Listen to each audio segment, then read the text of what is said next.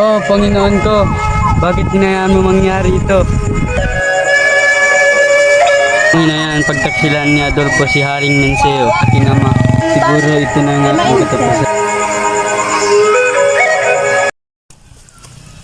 O tadhana, kay lupit mo, kinuha mo sa akin ang aking pinakamamahal na si Rerida. Paalam, bayan kong Albania, paalam, mahal kong Laura. Saan kaya nanggagaling ang tinig na iyon?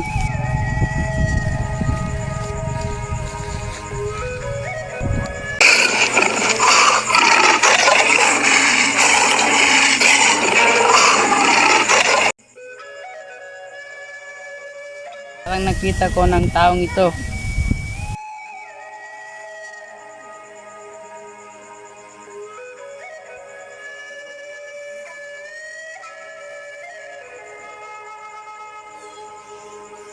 Sino ka? Anong ginagawa mo dito?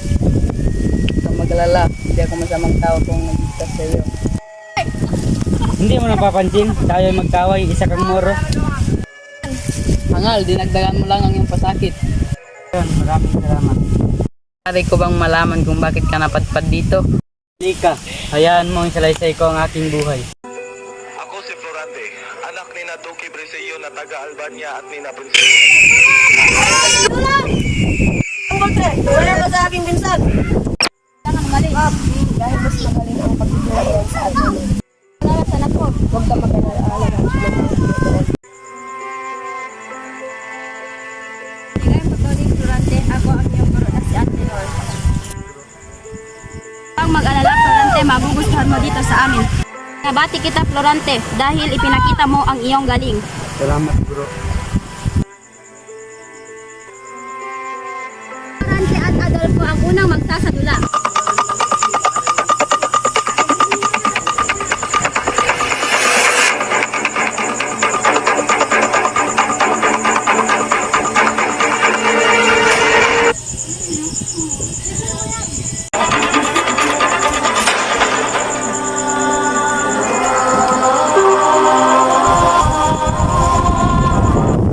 Aking ina, hindi man lang tayo nagsasama ng matagal.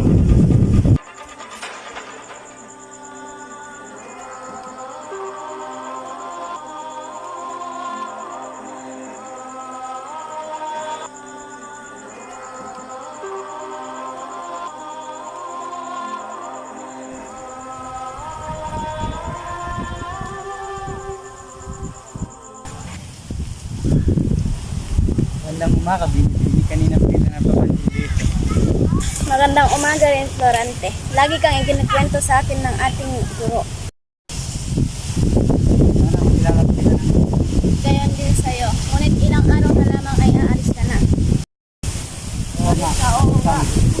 Mura na sa buho. Laura, Florante. ako babalik ko.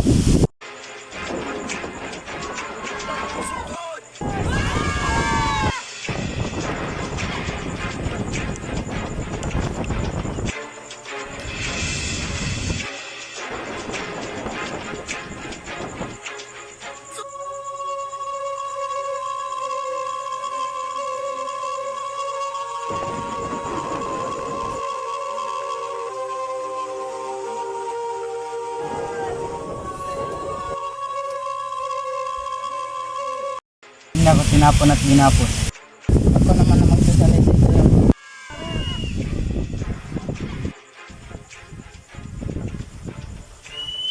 Sumama ka sa akin, Rerida. Hindi ako sasama sa'yo. Kung hindi ka sasama, papatayin ko si Aladin. Sasama ako sa'yo basta't huwag mo lang patay ng aking pinakamamahal na si Aladin.